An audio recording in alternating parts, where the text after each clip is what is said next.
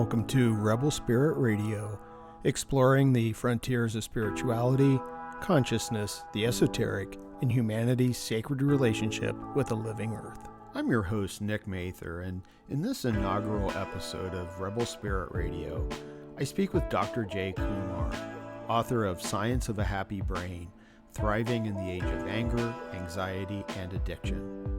Jay discusses the evolutionary aspects that have wired our brains with a negativity bias and how we can hack this programming to assist us in our pursuit of happiness, avoid the dangers of tribalism, and live meaningful lives grounded in comfort, contribution, connection, and compassion.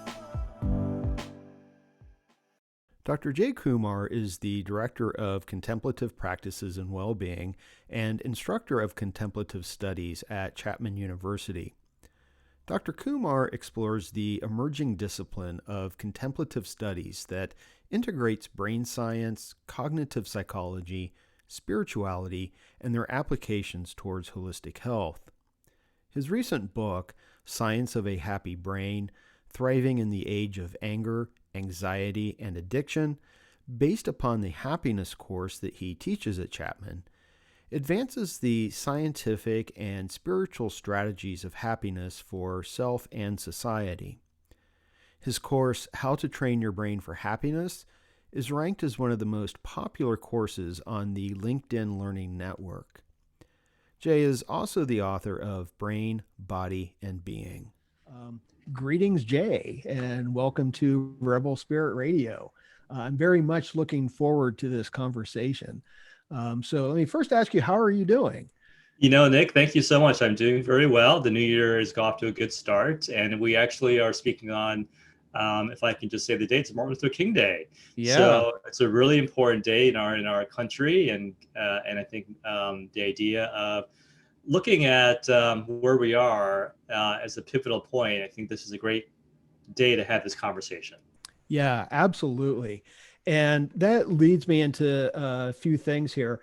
I have some statistics. In your book, you list some of this information. So I just wanted to run these by you because it seems so relevant to this moment in time that we're in as a nation.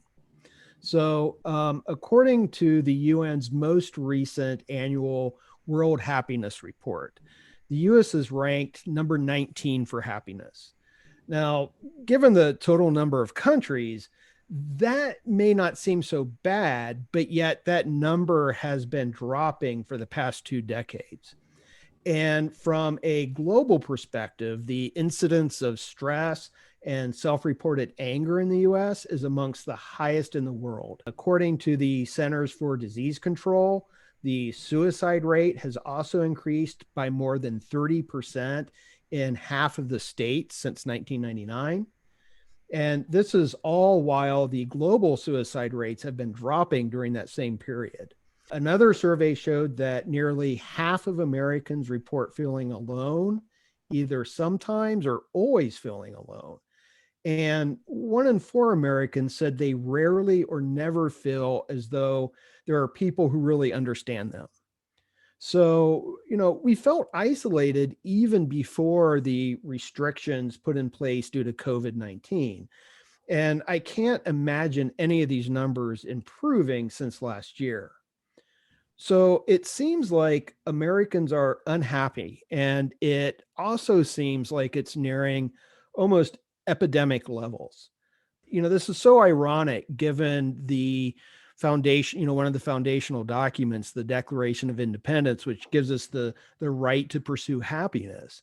So my first question, I really have 2 major questions for you. But the first question is, why are we so unhappy? And the second question would be, how can we achieve happiness? Yeah, Nick, thank you so much for asking those 2 questions. And boy, we could just spend days and days talking about each of them. But given the time we have today, I also appreciate your sharing those statistics. So as you mentioned, in my book, Science of the Happy Brain, which is, by the way, has been adapted from the happiness course, which I've been teaching at Chapman University for the past 10 years, and also my own personal research into it. The idea fundamentally is this: if you want to look at what I call the rising disease and despair that's happening right now in our nation. And when I say the disease of despair, I talk about the three biggest afflictions, if you will, are the three A's: anger, anxiety, and addiction. And they're all related together in some way. And this is really where I think your listeners will appreciate um, looking at the construct of happiness through different lenses. What is a social construct? So our American society, which I think is really, I think, the heart of your question, really, I feel from my research and, as I outline in my book and in my course, we as a society tend to confuse happiness with pleasure. So my mantra, if you will, it's like pleasure has a limited shelf life, happiness has no expiration date. So and this is really something which, and I can go into the whole neuroscience, which I do in the book, but the whole idea is that if you want to explore the roots of American despair, or why we're so unhappy, or why America is ranked so low in the UN ranking of happiest nations, or the increase in not just suicide rates, but in my role as the director of well-being at Chapman, I also sadly witness a rise in increase in depression, addiction among our college students, and it goes to the heart, I think, of where this conversation needs to lead, and that is we have to look at how our brains are wired by evolution. So if you want to ask the question why we're so unhappy in our modern day world, you have to go back about 1 million years, to be honest. So let's start there and do a flash. So imagine yourself as an ancient, like say even 10,000 years ago. So let's not even go 1 million years. It's just 10,000 years ago. And imagine yourself as an ancient Stone Age tribe dweller, and your biggest concern is to make it one more day. That really is it, right? So all you care about is the three drives of seeking safety, security, and stability.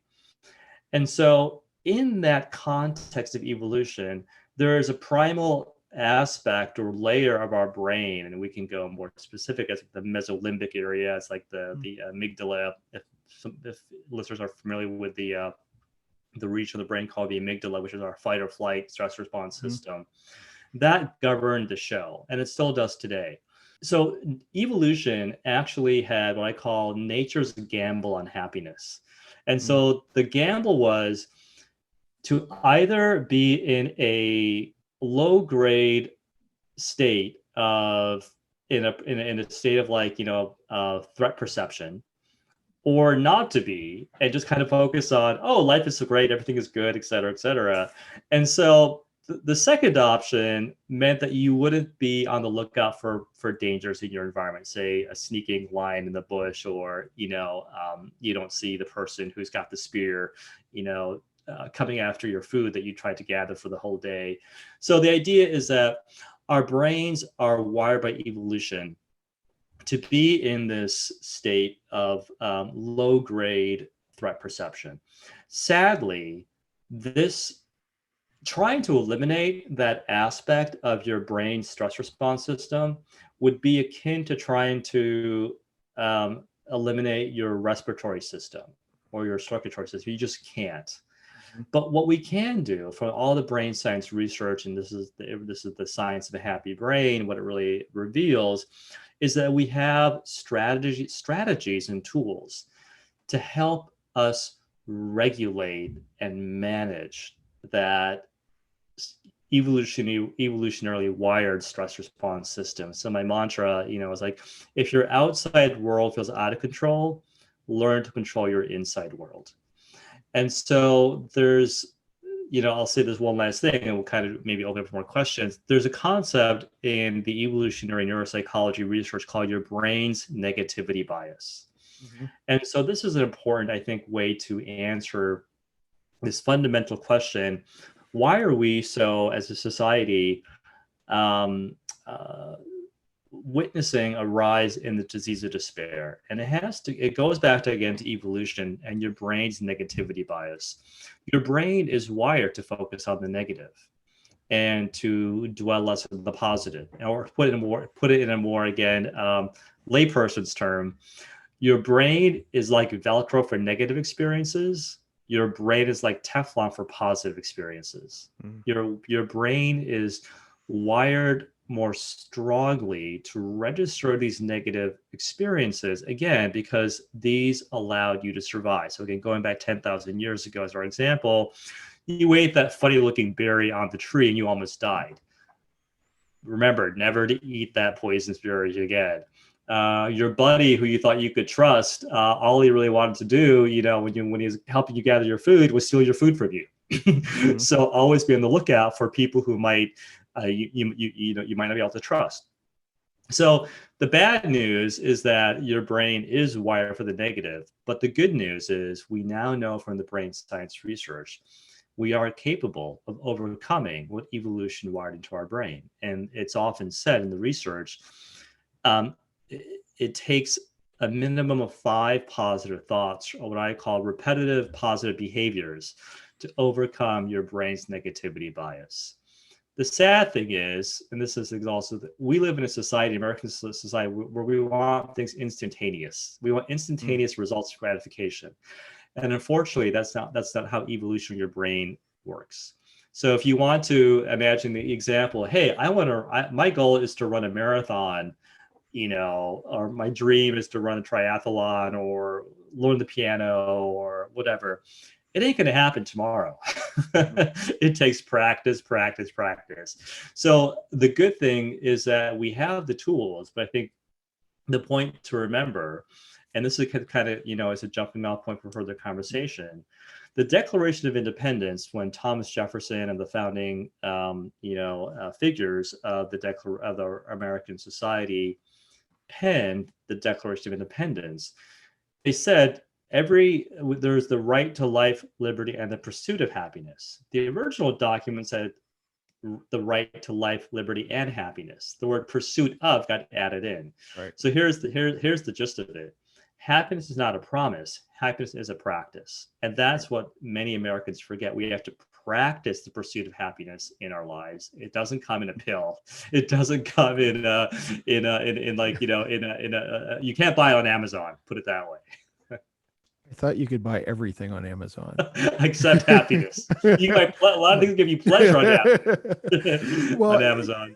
Yeah, and it's interesting because we do sort of substitute the practice of happiness for these immediate things. I have friends who will talk about going to Target because it's their happy place, as if they can find happiness by purchasing something. And I've often pointed out that, this whole system is predicated on our unhappiness and keeping us unhappy. Because if we're happy, we're not going to go out and buy this other stuff. So the question I have is, we're wired, our brains, we're running off of these very old computers, right? Mm-hmm. And you've said that, there's really no avoiding that, and I can understand that, but how can we reprogram our brains or hijack our brains to achieve happiness? Yeah, so great question, Nick. So I think you touch on something really important, is that the brain is a very complex system, and it's not just this monolithic, structure, if you will. What we're finding in the brain science research, some of the greatest discoveries have come out in the brain science research field in the past few decades. One concept is the idea of neuroplasticity. So the idea of neuroplasticity kind of implies, again, plasticity. Your brain is plastic, or more precisely, you can rewire your brain, and your brain's not fixed. So if you are someone who is predisposed to anxiety or anger, or have habits of maybe predisposed to addictive disorders, the good news is that you are not imprisoned by those behaviors. Brain science research all affirms it takes practice. Again, the practice, it's the practice of happiness. It's that we have to really do, not the promise. We need to really recognize that there are skills and behaviors. And so I talk about the 4 C's of happiness in my book, which are comfort, contribution, connection, and compassion. And we can break those down if you like as well shortly. But I find the 4 C's, comfort, contribution, connection, and compassion, these can be platforms, what I call modalities that we can use to practice happiness. And all the research that I do comes from the brain science research. And the great thing also, given our background and where we came from a graduate level degree, both of us have our backgrounds in religious studies and philosophy. So I find these 4 C's, comfort, contribution, connection, and compassion, although they are very firmly validated by the brain science research, they also have very deep spiritual components to them, which is why I find them to be really very relevant for our world today. Yeah, they remind me somewhat. I think there are a lot of parallels with Aristotle too, because for him, especially in his virtue theories, the whole point is to achieve happiness. Mm-hmm. And he makes the exact same point that you've been making, is that it's a process, it's a practice. You have to Right. work at it. It's not something that will just come to you. Right. It's a lifelong endeavor. Yeah, exactly. That's it. So if you make the pursuit of happiness your goal, this allows you to live a more fulfilled life. And now I think, the ancient Greek philosophers talked about the hegemonia versus eudaimonia, which is these two fancy ancient Greek terms. Hegemonia, like hedonism. Again, it's one. I think I feel that there are, in my opinion, 3 underlying. What's the best word looking? I think misbeliefs or around happiness. There's probably a better word. I think falsehoods, if you will, about happiness. And this idea is that I think the first thing we have to get over, and I think what reminds me, you raised a really good point, but how our entire American economic system is established upon the belief that you are not happy in the moment. So therefore you should buy product X or do X, do Y to bring you happiness. Go to Target and go shopping. But what we're finding from the brain science research, again, so the first, I think, falsehood is to recognize that we need to distinguish pleasure versus happiness. Now, pleasure has a purpose. So let me just say this. I always revert back to evolution and my background again in neuropsychology, is that there's a system in the brain. Well, there's a neurotransmitter called dopamine. Many listeners are probably familiar with this dopamine neurotransmitter. But what dopamine does, dopamine reinforces how the evolutionary purpose of dopamine was to reward you with feelings of pleasure when you partake in activities that promote survival. So let me give you an example. In the most basic example, there is a very powerful reason why orgasms are so incredibly pleasurable. They release dopamine in the body. And the reason why that is because you would then continue to do it because that enhances reproduction, right? So the idea is that evolution was pretty cunning in a way that it was really powerful, that it wired systems. It made sure that humans and also other mammals as well, like higher primates, et cetera, all have the same systems. But let's just focus on humans for right now. Now, the human brain actually evolved in order for survival to be enhanced. There are activities such as reproduction or even drinking liquids or food, that are all advantageous for survival. So eating food is pleasurable. So we wonder now, like, why we have addictions. So addictions are all dopamine based. I'm generalizing here, but many addictive disorders can be attributed to the dopamine reward system and how it's dysregulated. So the point being is that again, evolution, we have we have to overcome almost like a million years of evolution in some ways to pursue happiness. So this is the first thing I want to tell people, this to be the first C, is that take comfort in things that bring you long-lasting happiness. So we can take comfort in, like, hey, yeah, I'm going to eat that chocolate cake because I'm depressed, but is that really going to give you long-lasting pleasure? No, it might give you some long-lasting happiness. It might give you short-term pleasure for maybe half an hour, but that the sensation of that pleasurable experience will fade. What might be even better is, for comfort, getting together with maybe your family, your kids, and making chocolate cake together, and then eating it as a family. Okay, see the big difference there? So the idea is that you're not focused on the act of pleasure, the reward, but the activity, the pursuit of it. So it's like, hey, this is great, and as our reward, we get to eat this chocolate cake together. Or doing things that bring you a sense of comfort. Do one thing on a daily basis that brings you comfort, and in a sense of long-term happiness. So it can mean getting a walking, exercise, focusing on eating one healthy thing in your day, taking comfort. This is a really important one, and taking comfort with people who give you a sense of comfort, especially during these times of challenge, these challenging times of isolation or COVID.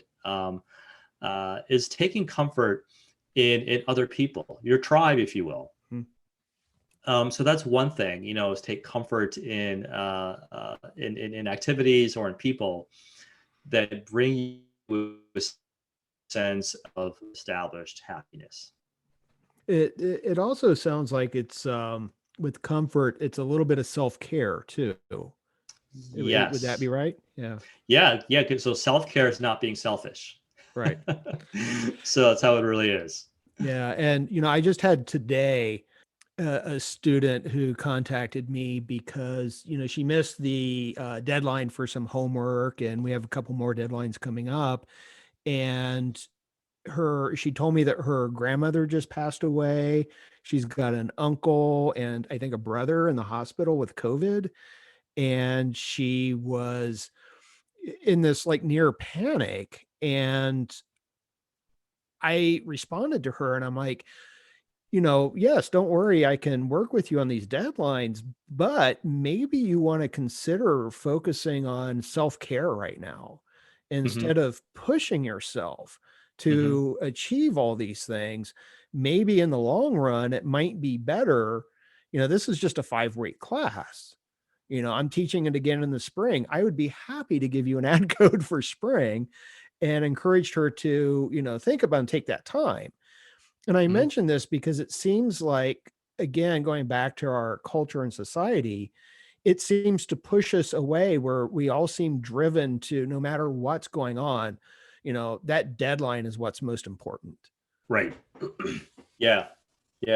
So I think that's a great example that you use, Nick. This idea is that we need to look at self-care as vital. Self-care is not being selfish. And I think in our society, there is a misconception that we have to always be tough. There's a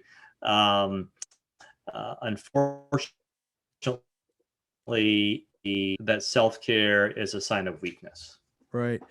And I want to continue with your, or maybe there is a form of like, yeah. Yeah, no, I was going to say, I want to continue with your 4 C's, but what you were just saying is something else that you brought up in your book, because you base all of this in evolutionary theory. But at one point, you comment that we are evolutionarily, I can never say that word right, from an evolutionary perspective, we're hardwired for compassion and kindness rather than competition and conflict. Yeah. And it seems to me that I think most people, or a good chunk of people, are going to read that and say, what the heck? No, this is all, evolution's all about survival of the fittest. This is a dog-eat-dog world. you know? Mhm. So how do you reconcile those? What's Yeah, going on?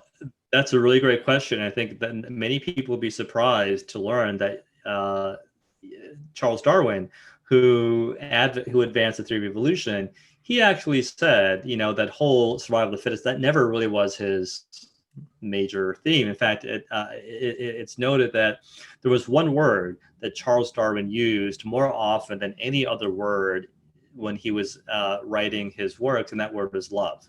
Hmm.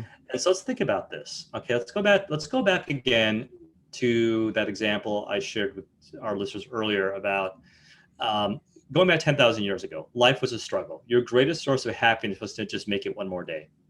That really was it. So imagine yourself now 10,000 years ago, and you are all alone by yourself, and you are cold. You haven't eaten in a few days. It's getting dark. To make it worse, the sound of hungry predators are getting near. And so it was pretty stressful, right? All you wanted was a warm, safe cave, some water, some food. Now, think about this. Would your chances for survival increase if you had one other able bodied person with you that you trusted? The answer is yes. Now imagine if you had five other people that in a group that you all trusted and were looking out for each other's common safety and welfare. Now imagine you have 50. You have the evolutionary beginnings of what we call a tribe. Okay. So I have many little phrases. To tribe is to thrive, to socialize is to survive. And that really is it. Another very powerful feature that was revealed by the brain science research that came out just 20 years ago or so, more so than your brain being a competitive organ or a strategic organ or rational organ, your brain, my brain, everyone's brain evolved as a social organ for cooperation, for community and compassion. So here's one way of looking at it. And we'll talk about this as the next three C's: contribution, connection, compassion. We humans are not. We consider ourselves to be the top species on the planet. The most sophisticated, advanced, etc. So what made us that? Well, we are not the tallest of animals. We're not the strongest. We don't have adaptive features. If you cut off like one of our limbs, it's not going to regenerate back like lizards do. We can't breathe underwater. We can't fly naturally. So what is it that made humans the top species on the planet? The answer is this: humans discovered the need and navigated the complex world of social networks. What we humans masterfully accomplished is recognizing how to cooperate. If we humans, early humans, did not recognize that cooperation is more advantageous for us rather than competition, the human species would have died out a long, long time ago. So this is wired into your brain. So let me give you a good example. There's a system in your brain called the mirror neuron system. And what this means is that the word mirrors, and I see myself in the mirror.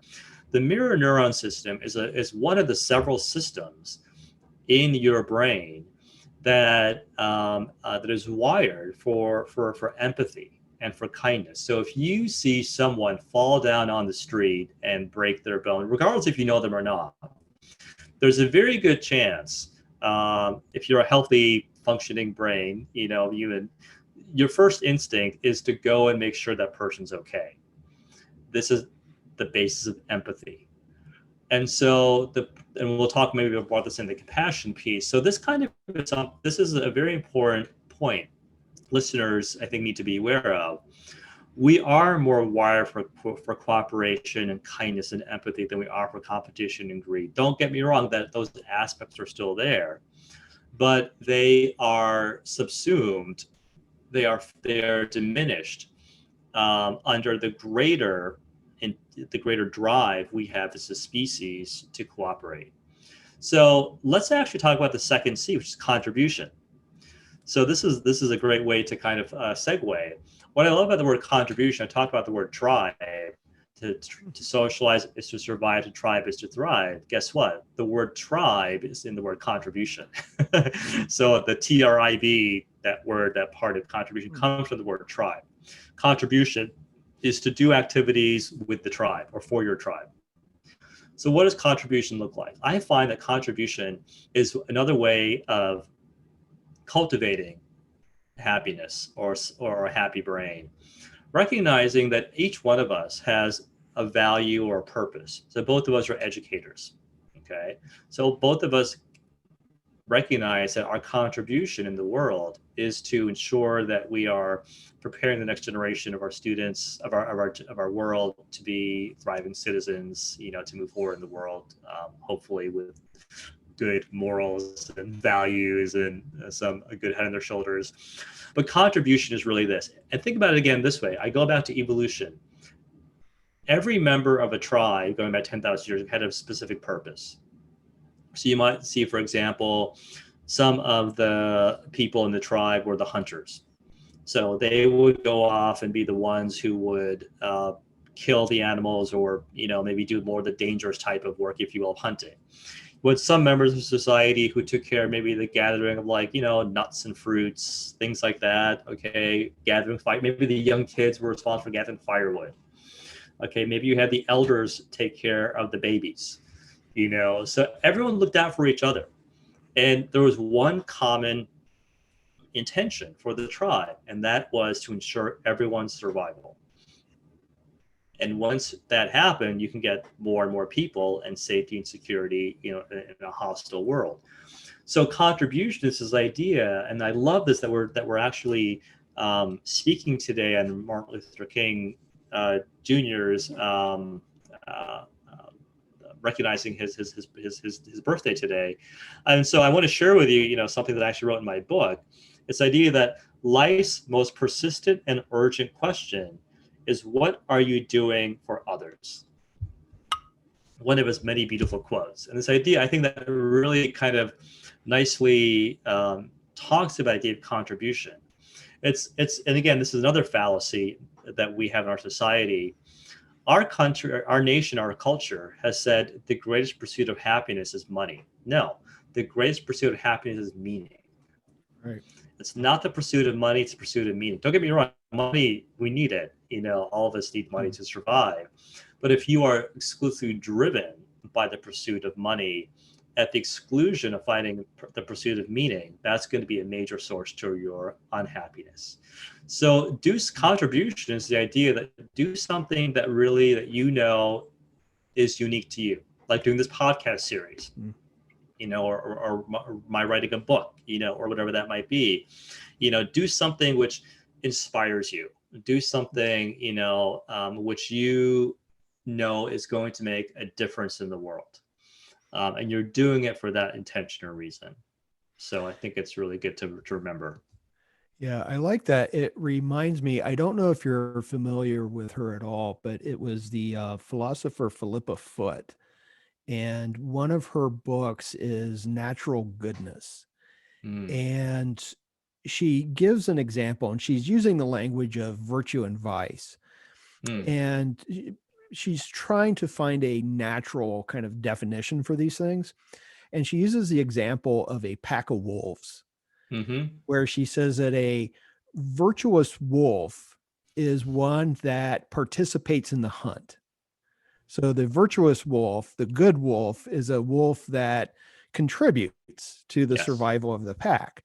Whereas the vicious wolf, and here she doesn't mean vicious in terms of like grr, she means in terms of vice, is the wolf that participates in the feast, but doesn't participate in the hunt. Yeah. Great and example. so that seems to really get at exactly what you're saying, is that to be successful as a species level, it requires contribution, and that's going to benefit not just our tribe or our pack, but ourselves as individuals as well. Yeah. That's a good segue to the next C, because I think, contribution is really, I think in my book, or like, in my book, I talk about also in my course, contribution is about the need to find value, belonging, and engagement in the world. Need to find value and engagement in the sense of, I'm contributing something which is unique to me. So it's in that sense, I think this segues into the third C, which is connection. And this really, I think, underscores one of the, in my opinion, the most powerful piece or revelation about the brain in the past 20 years. And your brain is fundamentally a social organ that is driven for community, cooperation, and belonging. So they've done research, and this is something, this is kind of gets into some of the brain science conversation. There are regions of your brain that process physical pain. So say you fall down and you break your arm. That's painful, right? So your brain will, there's a part of the region of your brain that will register the sensation of that pain to tell you, hey, you're in danger. You just broke your arm. Okay. So pain receptors are again, it's a strategy for survival. So you experience pain to alert you that something is wrong in your body. Okay. So, but there's also a part of your brain that will try to diminish the sensation of your pain, like your brain's opioid system kind of works in this way. And I'm being very general here. That's far more, and for those who want the more brain science research, it's in the book Science of a Happy Brain. But the point being is that what they discovered in a research study which came out about 20 years ago at UCLA was that they tried to trigger using fMRI machines and real-time scanning the brain. They endeavored to elicit what they call social pain. So imagine you got fired from your job. Like social isolation, what's going on right now with COVID. This would be called social pain.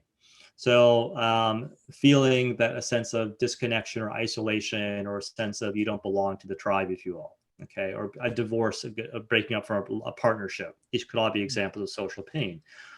What the researchers discovered is that the same region of your brain that processes physical pain overlaps the same region of your brain that processes social pain.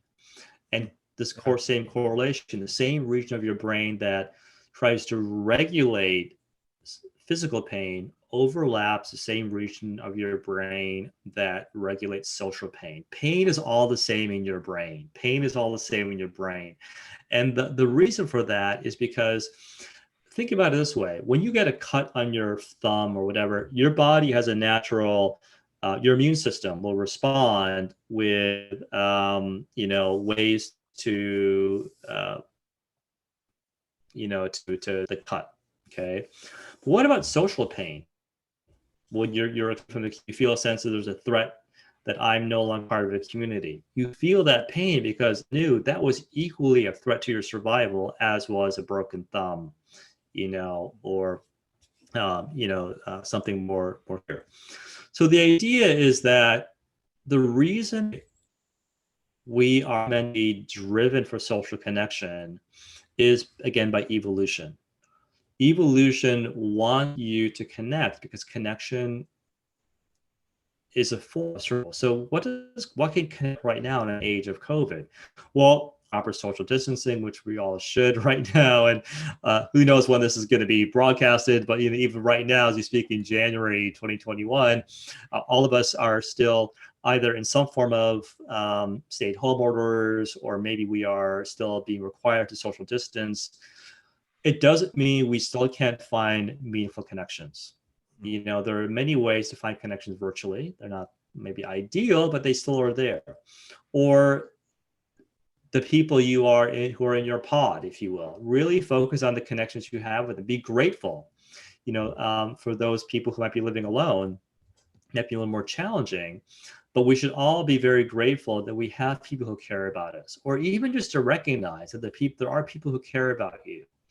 That's a form of connection. Or we're just reminding yourself that what we're experiencing right now, the sense of disconnection or isolation or loneliness, it is temporary in the sense that this is not going to be forever.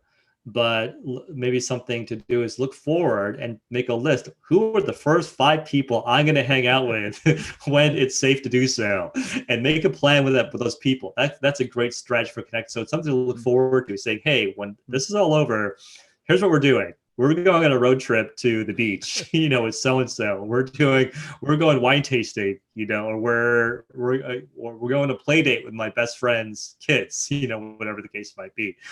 So this is a really good form of connection. But the last C, which I feel is the most important, is compassion. It's something which I think is really lacking in our world right now. And this really has to go with the idea of tribe versus tribalism.